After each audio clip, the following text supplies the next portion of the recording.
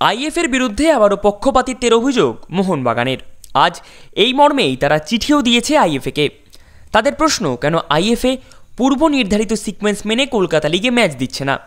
ইস্টবেঙ্গল বনাম বিএসএস এর ভেস্তে যাওয়া ম্যাচ কেন আগে নির্ধারিত সিকোয়েন্স মেনে হচ্ছে না, সেই নিয়েও প্রশ্ন তুলেছে বাগান শিবির। কলকাতা লিগের ডার্বির আগে এখন বর্তমান পরিস্থিতিতে ইস্টবেঙ্গলের চেয়ে একটি বেশি ম্যাচ খেলতে হচ্ছে মোহনবাগানকে, আর এই বিষয়টি ভাবাচ্ছে বাগান শিবিরকে। যদিও আইএফএ সচিব অনির্বাণ দত্ত বাগান শিবিরের অভিযোগকে খণ্ডন করে জানান তারা সিকোয়েন্স মেনেই ম্যাচ দিচ্ছেন। প্রাকৃতিক পরিস্থিতির জন্য ম্যাচ বাতিল হলে সেই বিষয়ে কিছু করবার নেই আইএফের।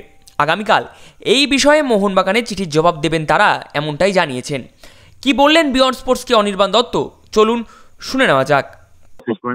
সিকোয়েন্স মেনেই ম্যাচ খেলাচ্ছে। কালকে একটা ম্যাচ কি হয়েছে, কারণ ব্যারাকপুর মাঠ ভেসে গেছিল। তোমার তো ব্যারাকপুর মাঠে একাধিকবার সাংবাদিকতা করতে গেছো, তোমরা নিশ্চয়ই দেখেছো ব্যারাকপুরের একটা দিক পুরো ডুবে যায়। তো সেই জন্য ম্যাচটা করা যায়নি। সিকোয়েন্স মেনেই চলা হচ্ছে। আমাদের কনস্টিটিউশনে যা নিয়ম আছে সেইভাবেই আমরা ম্যাচটা ফল থ্রু হয়েছে সেই হিসেবে দেখছে। আমরা ব্যাপারটা দেখছি, কালকে থরলি কথা পুরো ব্যাপারটা দেখে তবে বলতে পারবো। ওকে, আমরা নিয়ম করে চলছি, নিয়ম অনুসারে চলছি। এবার বৃষ্টি হওয়া বা দুর্যোগ এগুলো তো আমাদের হাতে না, একটা গড।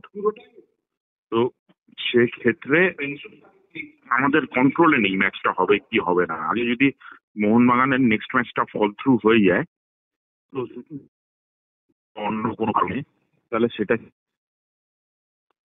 কি আমাদের হাতে আছে? কোনো ফল থ্রু তো আর ইচ্ছাকৃত করা যায় না। এই যে এরকম দুর্যোগপূর্ণ পরিবেশ হবে সেটা তো আমাদের আগে থেকে জানা ছিল না, এবং এত বৃষ্টি হবে মাঠে জল জমে যাবে সেটাও জানা ছিল না। তোমরা যদি দেখো ম্যাচটাও কিন্তু আমাদের লাস্ট মিনিটে ক্যান্সেল হয়েছে, কারণ মাঠ ভেসে গেছিল ব্যারাকপুরে, সেখানে খেলা করা সম্ভব ছিল না। আমরা কালকে জবাব দেবো।